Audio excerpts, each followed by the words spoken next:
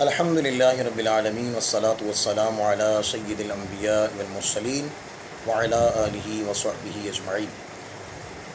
دوستان ذی وقار، سلسلہ سوالات و جوابات کے حوالے سے آپ کی خدمت میں حاضر ہیں۔ ایک دوست نے یہ سوال پوچھا ہے کہ میت کے ورثاء میں سے اگر ایسے ورثاء ہوں کہ جو نابالغ ہوں، ان کے مال میں سے میت کے لیے تیجاں،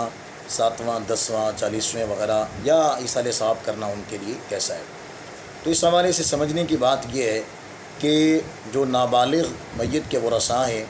ان کی اجازت بھی اگر اس حوالے سے دے دی جائے تو ان کی اجازت بھی قابل قبول نہیں ہوگی۔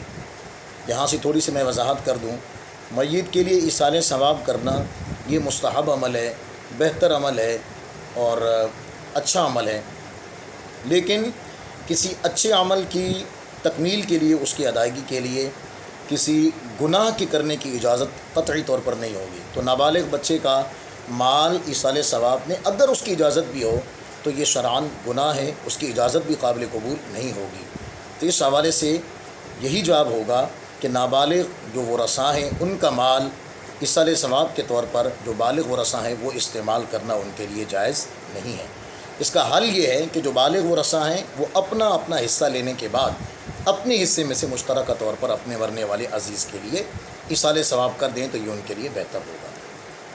اور دوسرے ایک دوست نے یہ سوال پوچھا کہ اگر میت کو کفن دینے کے بعد کفن کا کچھ حصہ بچ جاتا ہے تو اسے کیا کیا جائے؟ اس حوالے سے گزارش یہ ہے، ہمارے تو عرف اور عوام اور رواج کے اندر یہی ہے کہ میت کا کفن ورثاء میں سے یا اعزاء دوست احباب میں سے کوئی شخص لے کر آتا ہے برادری میں سے، تو جو کفن بچ جائے تو بچا ہوا حصہ بھی اسی کی ملکیت ہوتا ہے جو لے کر آیا ہے، تو اس کو دے دیا جائے، وہ اجازت دے دے، جس طرح چاہے اس کو استعمال کیا جائے، اس میں کوئی حرج نہیں ہے۔ اسی طرح میت کے جو چادریں ڈالی جاتی ہیں تو ہمارے عرف میں تو یہ ہوتا ہے کہ لوگ جو ہے وہ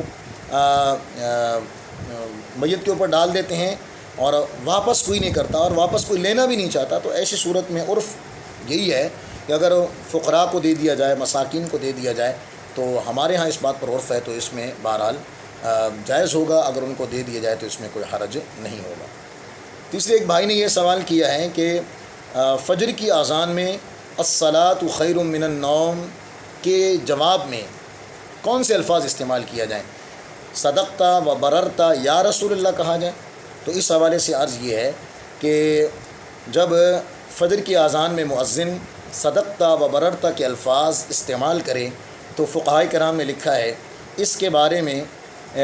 اس کے جواب کے طور پر صدقتا و بررتا، یعنی جو اذان دینے والا ہے اس کو کہا جا رہا ہے، نہ کہ صدقتا و بررتا یا رسول اللہ۔ چونکہ اذان دینے والے کو جواب دینا ہے تو صدقتا و بررتا، یہ جو تا ضمیر مخاطب ہے تو خطاب کی ضمیر اس سے مراد جو ہے وہ اذان دینے والے کو جواب دیا جا رہا ہے کہ جو تو نے کہا وہ سچ کہا اور تو نے نیکی کا کام کیا کہ تو نے نماز کی طرف بلایا۔ تو صدقتا و بررتا یہ الفاظ بھی ملتے ہیں، اور صدقتا و بررتا و بالحق کی نطقتا یہ الفاظ بھی بعض جگہ پر ملتے ہیں۔ اللہ کریم کے بارگاہ میں دعا ہے اللہ کریم ہمیں توفیق عمل نصیب فرمائے، آمین بجاہ النبی الکریم صلی اللہ علیہ وسلم۔